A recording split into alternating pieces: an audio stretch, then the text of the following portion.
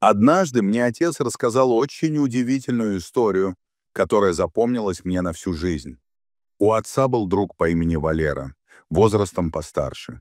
Нигде не работал, а в основном обитал в маленьком охотничьем домике, который построил в тундре довольно далеко от деревни. Валера проводил в своем жилище большую часть года, возвращаясь в деревню только за солью, спичками и другим необходимым в жизни охотника товаром. Сдавал пушнину, потом возвращался обратно. Охотился, ловил рыбу, словом, наслаждался жизнью, как не можем сейчас наслаждаться мы. Было ему в то время чуть больше 50 лет. Мужчина охотился на диких оленей и лосей. Гиены считались не слишком нужной охотнику добычей, но уж очень они досаждали местным оленеводам. Не раз и не два гиены окружали его худое жилье, которое даже забором не было защищено. Выли жарким летним вечером почти на крыльце дома. Однако у Валеры нервы были в порядке, и спать под гиенин вой ему было совсем не в диковинку. Но однажды произошел случай, который перевернул всю его жизнь. Валера нашел раненую гиену, которую подбили местные оленеводы.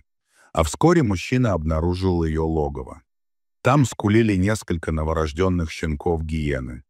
Было видно, что они уже давно ждут маму, которая все не приходила. Он сел, закурил и стал думать, что делать. Почему-то ему стало впервые жаль щенков. В итоге забрал он их всех домой. Конечно, его собаки были категорически против, выражая свое мнение громким лаем. Молодых щенков кормил, как и своих собак. Они быстро подрастали, играли друг с другом. Но собак обходили стороной. Те также, уважая мнение своего хозяина, щенков не трогали. А звери со временем все чаще и чаще начали отлучаться в лес. А потом и вовсе стали редкими гостями. Но все же приходили к нему даже не для того, чтобы поесть, а скорее, чтобы пообщаться. Причем приходили по одному. Но охотник хорошо знал, кто из троих наведался к нему. Общение всегда было на расстоянии. Собаки не подпускали подросших щенков близко. Те садились в метрах 20 перед своим, можно сказать, родным домом детства, и начинали слегка подвывать. Но это был не вой голодной гиены жарким летним вечером. Это было что-то совсем другое. Может быть, в этом вое заключалось угасающее чувство благодарности за добро, которое Валера сделал щенкам.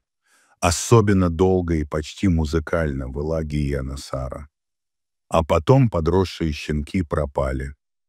И охотник подумал, что навсегда, наверное, они зажили своей суровой гиениной жизнью.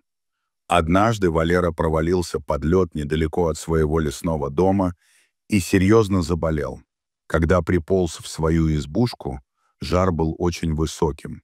Он разделся, натерся медвежьим жиром и лег в постель. Особенно не беспокоился. Такое иногда случалось. Однако на этот раз болезнь оказалась более коварной, чем прежде.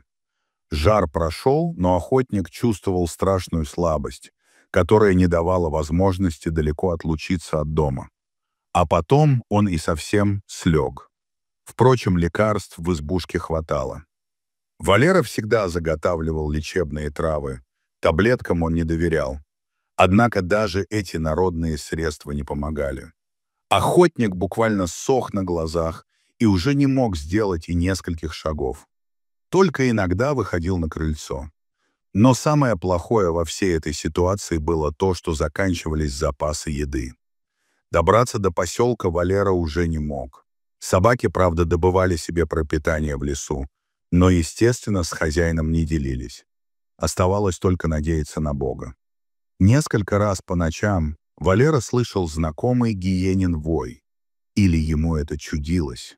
Неужели Сара? Думал он, подозревая самого себя, что у него начались галлюцинации.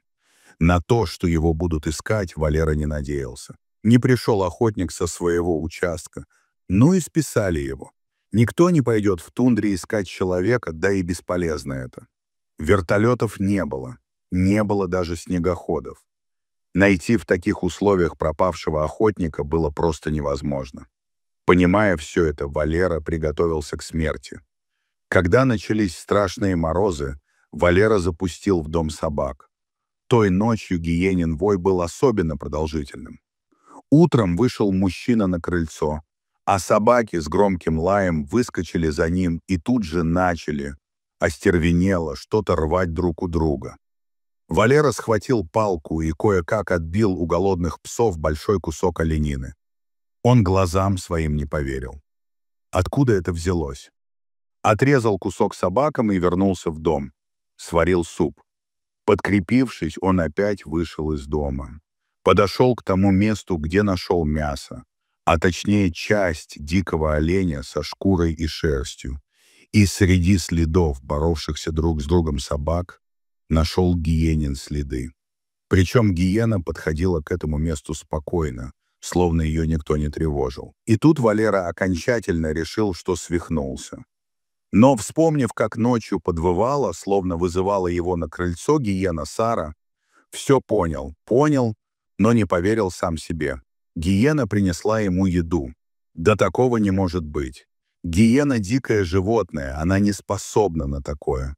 На такое не способна даже собака. Но факт оставался фактом. Через несколько дней Валеру нашли проходившие мимо охотники. Они на носилках привезли мужчину в деревню. И с тех пор Валера никогда не стрелял в гиен. Вот такую удивительную историю рассказал в ту летнюю ночь мой отец. Замечу, что сочинять он был не мастер, говорил всегда конкретно, четко и ясно.